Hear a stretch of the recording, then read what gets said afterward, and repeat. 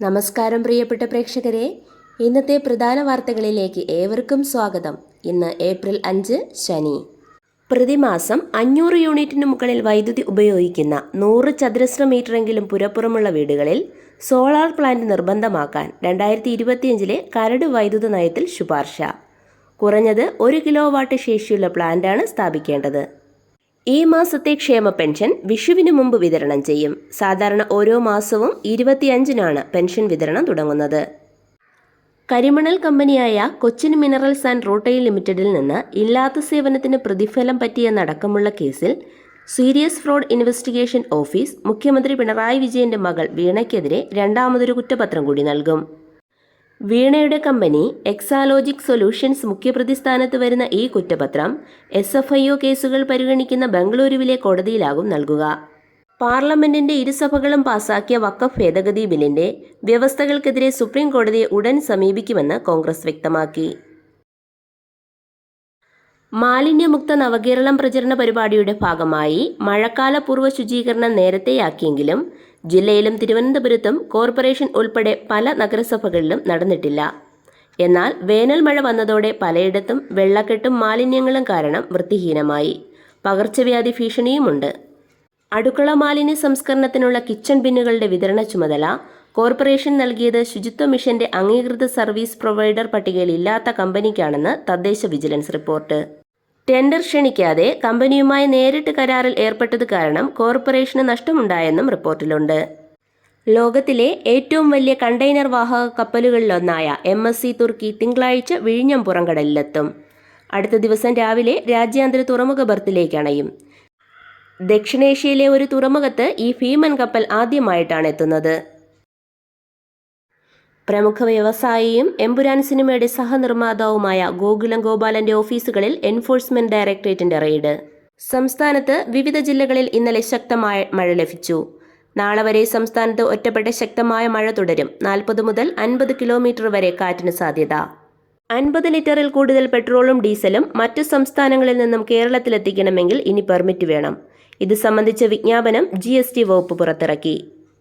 പാതി വിടർന്ന ചിരിയും പ്രണയഭാവങ്ങളുമായി 70കളിൽ മലയാളി മനസ്സുകളിൽ കാൽപ്പനിക നായകനായി നിറഞ്ഞു നിന്ന നടൻ രവികുമാർ അന്തരിച്ചു. ബോളിവുഡ് നടൻ മനോജ് കുമാർ അന്തരിച്ചു. ദാദാസാഹേബ് ഫാൽക്കെ പുരസ്കാര ജേതാവാണ്. രാജ്യത്തിന്റെ അഭിമാനമായ പുതിയ പാമ്പൻ കടൽപ്പാലത്തിന്റെ സമർപ്പണം നാളെ. നിർമ്മാണ ചിലവ് 535 കോടി രൂപ.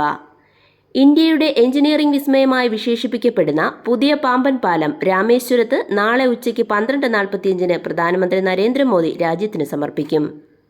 രാമേശ്വരം ദ്വീപിനെ വൻകരയുമായി ബന്ധിപ്പിക്കാൻ ലക്ഷ്യമിട്ട് 1911 നിർമ്മാണം ആരംഭിച്ച പാമ്പൻ കടൽപ്പാലം 1914 ഗതാഗതത്തിന് വഴി തുറന്നുകൊടുത്തു.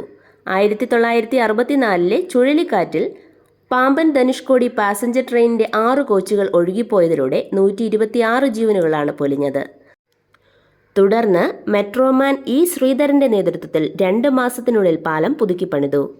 IIT മദ്രാസിലെ വിദഗ്ധർ സ്ഥാപിച്ച സെൻസറുകൾ ഉപയോഗിച്ച് സുരക്ഷ ഉറപ്പാക്കിയാണ് പാലത്തിലൂടെ ട്രെയിൻ കടത്തിവിട്ടിരുന്നത്. നൂറ്റാണ്ടിലേറെ നീണ്ട സേവനത്തിന് ശേഷം പഴക്കവും സുരക്ഷാ കാരണങ്ങളും മുൻനിർത്തി 2022 നവംബറിൽ പാലം ഡീകമ്മീഷൻ ചെയ്തു. പഴയ പാലം പൊളിച്ചു നീക്കി പ്രധാന ഭാഗങ്ങൾ മ്യൂസിയത്തിലേക്ക് മാറ്റാനാണ് തീരുമാനം.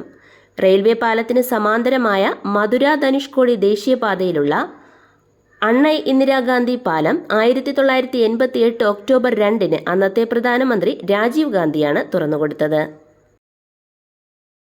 സംസ്ഥാനത്ത് ആകെ ബാറുകളുടെ എണ്ണം 848 ക്ലാസിഫിക്കേഷൻ ഇല്ലാത്തവയ്ക്കും പുതിയ സാമ്പത്തിക വർഷത്തേക്ക് ലൈസൻസ്. വഖഫ് നിയമ ഭേദഗതി ബില്ലിനെതിരെ രാജ്യവ്യാപക പ്രതിഷേധം സംഘടിപ്പിക്കാൻ മുസ്ലിം ലീഗ് ദേശീയ നേതൃയോഗത്തിൽ തീരുമാനം. ഇതിന്റെ ഭാഗമായി 16 കോഴിക്കോട്ട് പ്രതിഷേധ മഹാറാലി നടത്തും. ഗാസയിലെങ്ങും വീടുകളിലും അഭയകേന്ദ്രങ്ങളിലും 24 മണിക്കൂറിനിടെ ഇസ്രയേൽ നടത്തിയ ബോംബാക്രമണങ്ങളിൽ 112 പാലസ്തീൻകാർ കൊല്ലപ്പെട്ടു. അമേരിക്ക ഇന്ത്യൻ ഉൽപ്പന്നങ്ങൾക്ക് ഏർപ്പെടുത്തിയ പകരം തീരുവ 26% വർദ്ധിപ്പിച്ചതിന്റെ പ്രത്യാഘാതം ഒറ്റ ദിവസം കൊണ്ട് തന്നെ അനുഭവപ്പെടുന്നത് സമുദ്രോൽപ്പന്ന രംഗത്താണ്. സംസ്കരിച്ച ചെമ്മീനിന്റെ കയറ്റുമതി നിർത്തിവെക്കാൻ ഇറക്കുമതിക്കാരുടെ നിർദ്ദേശം. ചെമ്മീൻ സംസ്കരണ കേന്ദ്രങ്ങൾ ഏതു നിമിഷവും പൂട്ടേണ്ടി വരുമെന്ന സ്ഥിതിയാണ്. പാടങ്ങളിൽ കൃഷി ചെയ്ത ചെമ്മീൻ കയറ്റുമതിക്കാർ വാങ്ങുന്നത് നിർത്തിയതോടെ കർഷകരും പ്രതിസന്ധിയിൽ. ഗർഭനിരോധന ഉറയിൽ തുടങ്ങി മെൻസ്ട്രുവൽ കപ്പ് വരെയുള്ള 70-ൽ പരം മെഡിക്കൽ ഉൽപ്പന്നങ്ങളുടെ നിർമ്മാണത്തിലേക്ക് വളർന്ന കേന്ദ്ര പൊതുമേഖലാ സ്ഥാപനമായ HLL ലൈഫ് കെയർ ലിമിറ്റഡിന് വജ്ര ജൂബിലി.